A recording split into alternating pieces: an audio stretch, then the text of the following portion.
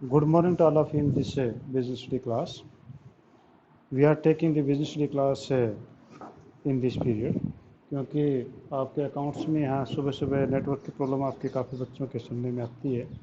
तो अकाउंट्स में जो है वॉइस ज़्यादा ज़रूरी होता है। अकाउंट BST में तो आप अंदाज़ा फिर भी कुछ लगा लेते हैं। तो हम जो इसमें आपका बिजनेस स्टडी के चैप्टर नंबर 2 जो था प्रिंसिपल ऑफ मैनेजमेंट, ये हम बात कर रहे थे। तो कल हमने जो डिस्कस किया था अब तक वो हम डिस्कस कर चुके थे कि what doing principle of management, importance of या feature of principle of management, वो हमने किया था। फिर उसके बाद में जो आपके मैनेजमेंट के जो फाउंडर्स थे, जो मैनेजमेंट प्रिंसिपल्स के फाउंडर्स हैं, वो उसमें आपका हेनरी फ्यूल, उनके 14 प्रिंसिपल्स हमने डिस्कस किए थे। फिर हमने उसके बाद में FW टेलर हैं, उनके 4 प्रिंसिपल 5 टेक्निक्स हमने जो वो डिस्कस की थी। और उसके बाद कल हमने जो डिस्कस किया था एडवांटेज ऑफ साइंटिफिक मैनेजमेंट, वो कौन कौन से एडवांटेजेस थे। तो आपके जो मैंने 6 प्रकार के एडवांटेज आपको बताए थे। अब एक और जो, क्योंकि ये आपको पता है कि आपका जो मैनेजमेंट है ये डेवलपिंग स्टेज में है, इट इज़ नॉट 100% डेवलप्ड। तो 100% डेवलप तो जैसे कि आपका वैसे तो हर कोई सब्जेक्ट भी नहीं है डेवलप, तो पर फिजिक्स केमिस्ट्री मैथ है वो मानते हैं कि वो लगभग काफ़ी समय से चल रहे हैं, काफ़ी अच्छी मतलब डेवलप स्टेज में है। पर आपका मैनेजमेंट जो है, क्योंकि इसका हिस्ट्री तो लगभग 17,000 के आसपास स्टार्ट होती है, तो उसमें जो है जितने भी अभी नए नए नई नई चीज़ें आती रहती हैं, न्यू एक्सपेरिमेंट्स होते रहते हैं, न्यू उसमें ऑब्जर्वेशंस रहती हैं, न्यू प्रिंसिपल्स आपके आते रहते हैं। तो अभी जो है आपकी कुछ टेक्निक और भी जो है वो मैनेजर्स ने निकाली हैं, तो हम उनके बारे में डिस्कस करते हैं। तो मॉडर्न साइंटिफिक टेक्निक्स आपकी कौन कौन सी, वो तो टेलर की थी, अब ये मॉडर्न है। Modern modern scientific modern scientific techniques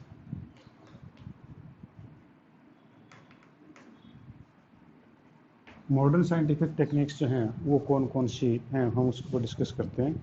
तो आपकी जो कुछ काफ़ी अच्छी आई हैं, हालांकि इसमें ज़्यादा इलेबोरेटेड नहीं है अभी, पर काफ़ी अच्छी टेक्निक्स आई हैं जिनके ऊपर काफ़ी आप मैनेजमेंट आगे जाके पढ़ेंगे आप BCom फर्स्ट में सेकंड में, तो उनका चीज़ों का काफ़ी यूज़ होता है। और MBA के अंदर तो इन टेक्निक्स का काफ़ी ज़्यादा यूज़ होता है। तो पहले आपके पास में जो है जो टेक्निक है वो operations research. First is operations research. Operations research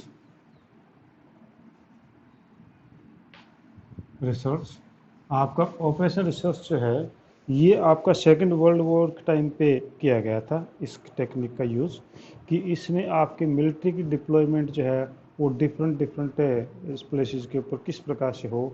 तो ऑपरेशनल रिसर्च की गई थी कि आप जो है किस एरिया में किस प्रकार से मिलिट्री की डिप्लॉयमेंट करें। तो ठीक इसी प्रकार से इसी को ही बेस बना करके मैनेजमेंट के अंदर भी इस चीज़ों को यूज़ किया जाता है कि आप जो है किस जगह पर अपनी कंपनी के अंदर वर्कफोर्स लगाएंगे, किस जगह फैक्ट्री के अंदर या और जगह पे आप अपने जो है वर्कर्स को अपॉइंट करेंगे। तो एक प्रकार से जो है ये एक मैनेजमेंट का पार्ट बन गया, तो ये भी एक टेक्निक मान ली गई। नेक्स्ट है लीन मैन्युफैक्चरिंग।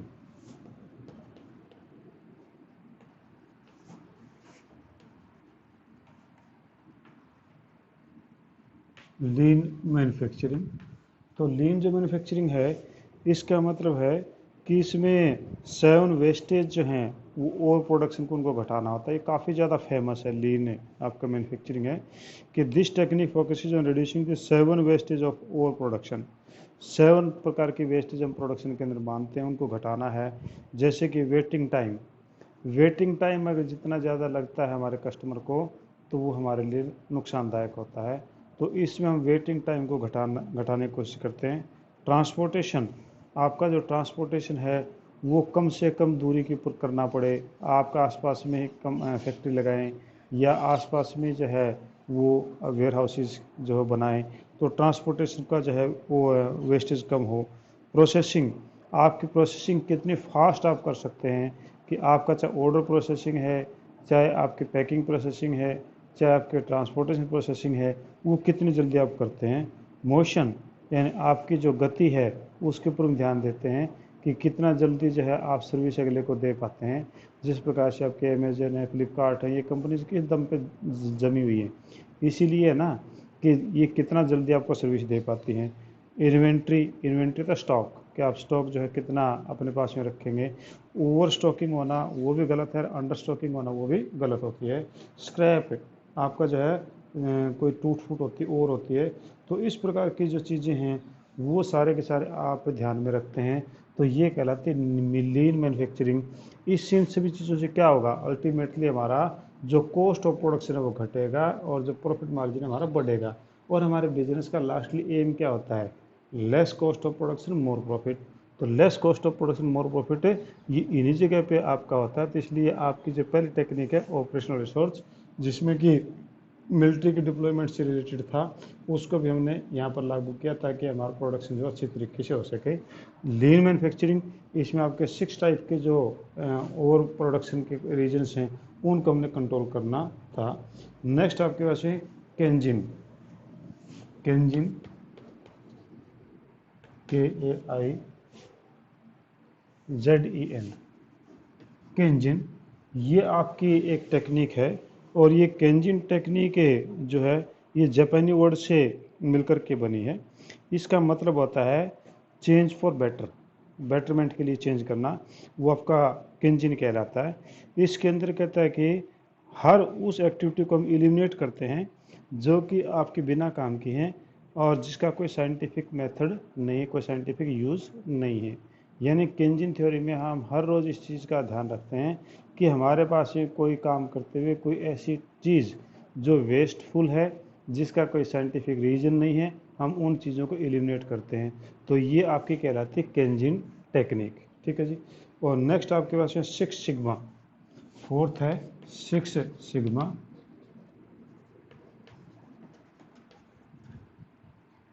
6 सिग्मा ये भी आपकी एक टेक्निक है।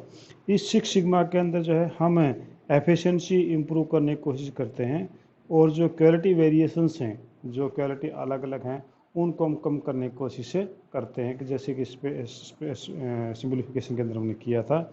तो ये आपका जो एफिशिएंसी इम्प्रूव हो और आपकी जो क्वालिटी वेरिएशंस है वो काफ़ी कम से कम हो। और लास्ट है just in time manufacturing.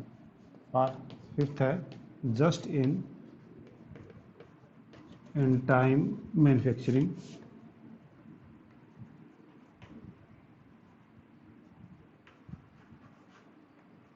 Just in time manufacturing, तो इसके अंदर कहता है कि it is an inventory management strategy to improve the return and reduce the cost. ये जो आपका जो इन्वेंट्री है उसके मैनेजमेंट से बिलोंग करता है, कि उसको आप किस प्रकार से जो मैनेज करेंगे ताकि आपकी रिटर्न जो है वो बढ़े और कॉस्ट आपकी घटें। तो कुल मिलाकर के आपकी ये पाँचों के पाँचों जो मॉडर्न टेक्निक्स हैं ये एक ही बात पे फोकस करती हैं कि आपकी एफिशिएंसी बढ़े, कॉस्ट घटे। बेटा ये माइक किसका होना, प्लीज़ बंद कर लीजिए, it create disturbance for me and other peoples. ठीक है, तो ध्यान दीजिए प्लीज़, ये बंद करिए अपना। हाँ जी, तो ये जो है आपके पास में थी। तो आपने जो इस चैप्टर में जो पढ़ा वो फिर मैं एक बार दोबारा से बता दूं कि आपने जो है इसके अंदर जो पढ़ा था चैप्टर के अंदर, वो मीनिंग पढ़ा था, सिग्निफिकेंस पढ़ा था, और फ्यूल के जो प्रिंसिपल थे 14 वो कौन कौन से थे मैं बता दूं। डिवीजन ऑफ वर्क था, उसके बाद अथॉरिटी एंड रिस्पॉन्सिबिलिटी था, उसके बाद डिसिप्लिन था, यूनिटी ऑफ कमांड था, और subordination of individual interest to general interest, remuneration of persons, centralization and decentralization, scalar chain, order, equity, stability of tenure, initiative and spirit decor। ये आपके 14 principal थे fuel के। और टेलर के आपके जो हैं वो जो प्रिंसिपल थे वो आपके पास में था कि science not rule of thumb, harmony not discard, और कोऑपरेशन नॉट इंडिविजुअलिज्म, और development of workers to the greatest efficiency and prosperity. ये 4 आपके टेलर के थे। और इसके 5 आपकी टेक्निक थी। फंक्शनल फॉर्मेटशिप जो हमने डिस्कस की थी, उसके बाद स्टैंडर्डाइजेशन एंड सिंप्लीफिकेशन, और fatigue study, method study, time study, motion study, work study, और डिफरेंशियल पीसीओ सिस्टम, और मेंटल रिलेशन। ठीक है जी।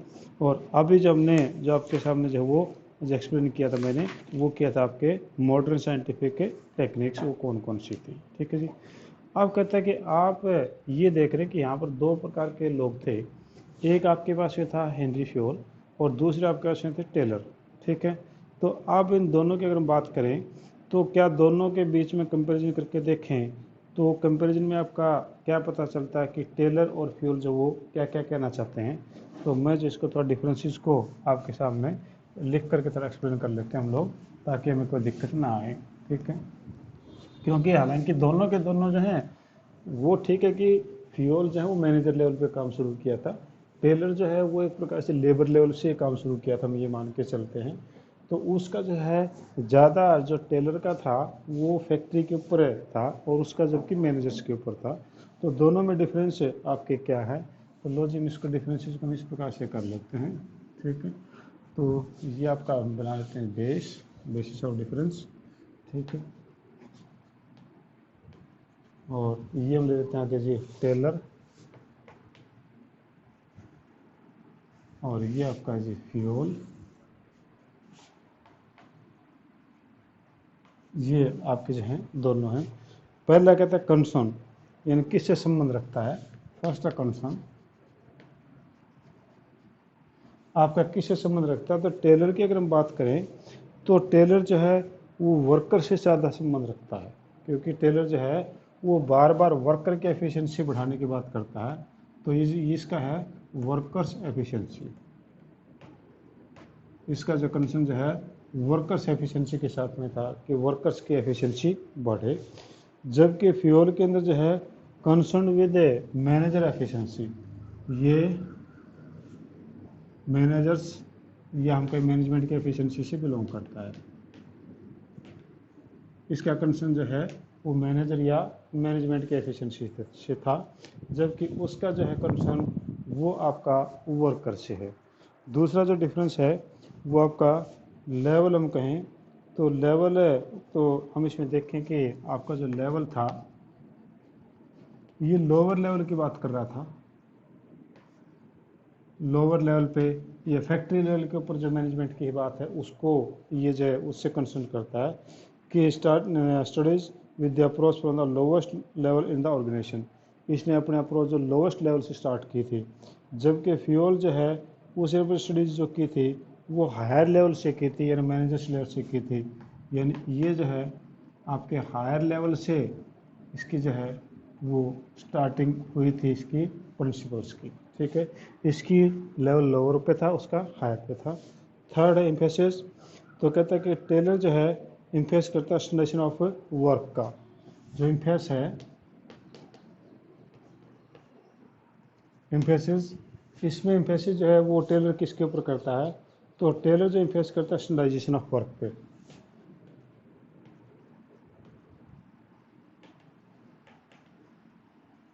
स्टैंडर्डाइजेशन ऑफ वर्क जो है उसके ऊपर ये इम्फेस करता है।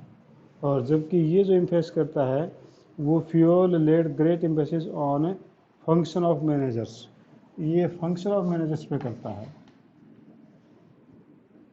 फंक्शंस ऑफ मैनेजर पे जो है वो आपका ज़्यादा कंसर्न करता है, फंक्शन ऑफ मैनेजर। ये जबकि आपका स्टैंडर्डाइजेशन ऑफ वर्क के ऊपर ज़्यादा इम्फेस करता है।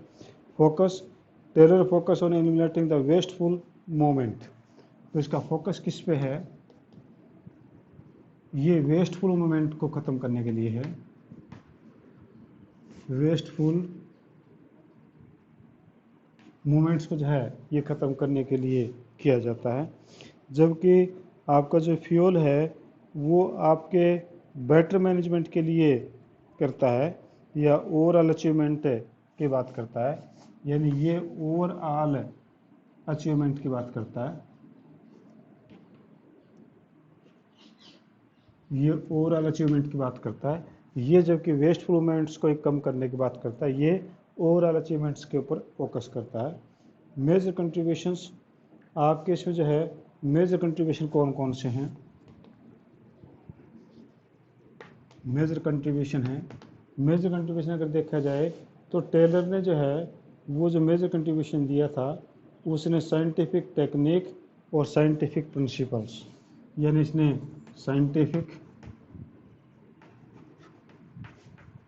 Scientific technique and scientific management. Scientific और साइंटिफिक टेक्निक और मैनेजमेंट इसने कंट्रीब्यूशन दिया था, जबकि इसका जो है मेन जो कंट्रीब्यूशन है वो 14 प्रिंसिपल्स हैं, 14 प्रिंसिपल्स ऑफ मैनेजमेंट जो इन्होंने दिया था, ये इसका कंट्रीब्यूशन है। इनका जो कंट्रीब्यूशन था साइंटिफिक टेक्निक और साइंटिफिक मैनेजमेंट दिए थे, इन्होंने 14 आपको जो प्रिंसिपल्स दिए थे। आपके नेक्स्ट है वो कहते हैं कि पर्सनालिटी। तो टेलर जो है वो पर्सनालिटी साइंटिस्ट की पर्सनालिटी रखता है और इसे फादर ऑफ साइंटिफिक मैनेजमेंट बोला जाता है। इसकी जो पर्सनालिटी है वो एज साइंटिस्ट की पर्सनालिटी मानी जाती है, और इसको जो फादर ऑफ साइंटिफिक मैनेजमेंट माना जाता है, साइंटिफिक मैनेजमेंट जो वो माना जाता है इसको। और जबकि आपका जो फ्यूल है उसकी जो है पर्सनालिटी एज ए रिसर्चर मानी जाती है, यानी वो रिसर्च और प्रैक्टिशनर था, यानी ये एक रिसर्च करने वाला आदमी था, रिसर्चर्स एंड प्रैक्टिशनर। इसने तो अपने जो रिसर्च करने की कोशिश की थी, जबकि इसने तो साइंटिफिक वे से सोचने की कोशिश की थी। तो इसकी पर्सनालिटी एज ए साइंटिस्ट और उसकी पर्सनालिटी एज ए रिसर्चर या उसके उनके प्रैक्टिशनर के रूप में। यूनिटी ऑफ कमांड, इसमें जो है यूनिटी ऑफ कमांड की बात करें, यूनिटी ऑफ कमांड के बारे में जो टेलर ने बोला है वो ये कहता है कि आपका जो कम से कम 8 बॉसेज होने चाहिए, यानी यहाँ पर जो है मिनिमम 8 बॉस होने चाहिए, ऐसा इन्होंने बोला है, 8 बॉसेज आपके होने चाहिए। तो जबकि ये कहता है कि 1 बॉस होना चाहिए, 1 बॉस इसमें होना चाहिए। अब ये अपनी जगह सही है कि ये एक फैक्ट्री की बात कर रहा है, और जबकि ये बात कर रहा है एक ऑफिस की। ऑफिस में सिंगल बॉस होना चाहिए और फैक्ट्री के अंदर अपनी जगह ये सही है, कोई दिक्कत नहीं है, ठीक है। एक्सप्रेशन, इसमें जो है वो कहता है कि एक्सप्रेशन की हम बात करें, 8th में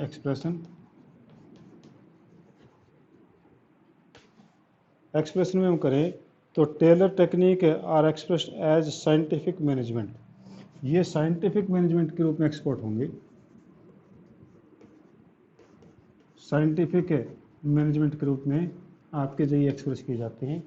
जबकि ये जो एक्सप्रेस की जाती हैं are expressed in the general theory, ये आपके जर्नल थ्योरी मानी जाती हैं, ये आपकी जर्नल थ्योरी मानी जाती है, जबकि ये आपकी साइंटिफिक मैनेजमेंट मानी जाती है। एप्लीकेशन, ये आपके स्पेशलाइज सिचुएशन में लागू होती है, जबकि ये हर जगह लागू आपकी होती है। तो ये आपके पास में 9 प्रकार के इसमें डिफरेंस हैं जी, ये अब 9 प्रकार के डिफरेंस अगर थोड़ा बुक में पढ़ोगे और जो मैंने आपको पहले जितना डीपली पढ़ाया है उस हिसाब से आप इन्हें देखोगे तो ये बड़े इजीली आपके समझ में आ जाएगी। अब इसमें लास्ट एक टॉपिक है कि क्या फ्यूल और टेलर एक दूसरे के अगेंस्ट हैं। ऐसा तो नहीं कि फ्यूल और टेलर जो है उनकी थ्योरी एक दूसरे के अगेंस्ट है क्या, तो अगर एक दूसरे अगेंस्ट है तो इसका मतलब गलत हुआ। पर यह ऐसा नहीं है कि दोनों एक दूसरे अगेंस्ट नहीं है, दोनों के अंदर सिमिलरिटी हैं, और सिमिलरिटी वो कौन कौन सी हैं। तो सबसे पहले आपकी जो सिमिलरिटी है वो हम देखते हैं जी कौन कौन सी सिमिलरिटी आपकी हैं इसके अंदर।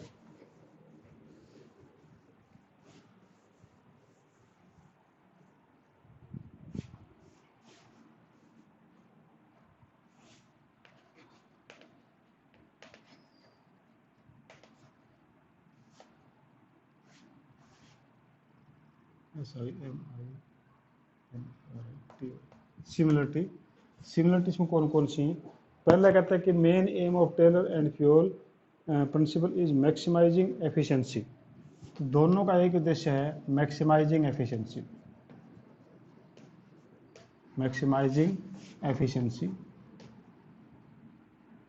एफिशिएंसी को मैक्सिमाइज करना ही दोनों का मेन उद्देश्य। पहली सिमिलरिटी दी थी कि उनका मेन उद्देश्य जो है वो एफिशिएंसी को मैक्सिमाइज करना होता है, दोनों का ही, भले चाहे किसी तरीके से हो। Both insist on cooperation between employee and employer. तो ये कहता है दूसरा, कोऑपरेशन पे दोनों इंसिस्ट करते हैं। कोऑपरेशन जो है वो दोनों ही कोऑपरेशन पे इंसिस्ट करते हैं, चाहे वो टेलर है चाहे वो आपका फ्यूल है, किस में, एम्प्लॉय एंड एम्प्लॉयर, एम्प्लॉय और एम्प्लॉयर जो है दोनों के बीच में ही ये जो कोशिश करते हैं कि कोऑपरेशन बना रहे। Third, both give more importance to organisational interest और द इंडिविजुअल इंटरेस्ट। तो ये ऑर्गेनाइजेशनल इंटरेस्ट जो है, ऑर्गेनाइजेशनल इंटरेस्ट के ऊपर जो है वो ज़्यादा इम्फेस करते हैं दोनों ही, ठीक है। ये पर्सनल इंटरेस्ट की बातें कम करते हैं, ऑर्गेनाइजेशनल इंटरेस्ट की बातें ज़्यादा करते हैं, ये भी सिमिलरिटी है। और both suggest division of work. तो आप जो है डिवीजन ऑफ वर्क जो है दोनों ही कहते हैं कि डिवीजन ऑफ वर्क होना चाहिए, दोनों का डिवीजन ऑफ वर्क होना चाहिए, ये भी एक इसका फ़ायदा है, यानी दोनों का एक सिमिलरिटी है। और लास्ट है कि principle of both are used as basis for research in the field of management studies. तो ये जो है दोनों के दोनों बेस फॉर रिसर्च हैं, बेस फॉर रिसर्च हैं, रिसर्च हैं, दोनों के दोनों एक जो है वो चाहे टेलर की हैं चाहे फ्यूल की हैं, वो मैनेजमेंट रिसर्च के अंदर दोनों को ही काम आती है, ठीक है जी। तो ये आपके चैप्टर के अंदर चीज़ें थी। आपका ये चैप्टर जो ख़त्म हो गया है, और इससे रिलेटेड अगर कोई आपके ऐसे कन्फ्यूजन है, कोई बात है, तो आप मेरे से इसके बारे में पूछ सकते हैं ताकि हमें इसके बारे में डिस्कस और कर सकें। पर हाँ, ये बता दूं कि आपका एक इसके ऊपर प्रोजेक्ट वर्क बनता है। अब की बार भी हमने प्रोजेक्ट वर्क इसी बनाया था कि आपके जो प्रिंसिपल ऑफ मैनेजमेंट है इसके ऊपर प्रोजेक्ट वर्क बनाते हैं, उसके ऊपर 20 मार्क्स की जो प्रैक्टिकल होती है वो इसी पर डिपेंड करती है। तो ये जो आपके जो है 14 प्रिंसिपल फ्यूल के और 4 प्रिंसिपल एंड 5 टेक्निक्स जो है वो टेलर की, ये आपने अच्छी तरीके से याद करनी है, और इन्हीं को जो एज ए प्रोजेक्ट है मैं आपको आगे बोर्ड के एग्ज़ाम के लिए भी दूंगा, ठीक है। तो इस चैप्टर को आपने इग्नोर नहीं करना है किसी बात में, इस चैप्टर को आपने अच्छी तरीके से करना है, क्योंकि इसी के बेस के ऊपर जो है आगे जितने भी हमारे जो मैनेजमेंट के फंक्शंस हैं, 500 मैनेजमेंट के फंक्शन हैं, planning, organising, staffing, directing, controlling, वो पाँचों के 500 फंक्शन भी इसी पे आपके जो कहीं ना कहीं आगे पीछे मिला करके इसके साथ में जुड़े हुए आपको मिलेंगे। तो इसलिए आप इनको अच्छी तरीके से आपने याद करना है। और ये आपने होमवर्क कैसे करना है, तो होमवर्क मैंने आपको ऑफलाइन क्लास जब लग रही थी मैंने आपको बताया भी था कि होमवर्क के लिए आप लोगों को इस प्रकार के नोट्स तैयार करने हैं जिससे आपका टाइम भी वेस्ट ना हो, और जिस समय आपका एग्ज़ाम हो उस समय आपको आराम से ये चीज़ें याद आ जाएं, ध्यान में आ जाएं कि हमने किस प्रकार से की थी। तो इसलिए आप उन नोट्स को अपने सिंपल वे से अच्छे तरीके से आपने तैयार करना है, जिससे वेस्टेज ऑफ टाइम भी ना हो और जिसके अंदर आपका काम बाकी भी ना रह जाए, ठीक है जी। तो आज हम इतना ही करते हैं, थोड़ी देर में फिर जब हम अकाउंटेंसी क्लास लेंगे उसमें हमारा चैप्टर जो लगभग लास्ट पे ही चल रहा है, यानी उसमें हमारा टॉपिक तो कंप्लीट हो गए, एक आध कोई चीज़ और होगी तो हम वो देखेंगे, ठीक है जी। तो अगर किसी को पूछना कुछ तो मेरे पूछ सकते हैं। चलो ठीक है जी, थैंक यू, थोड़ी देर बाद फिर मिलते हैं।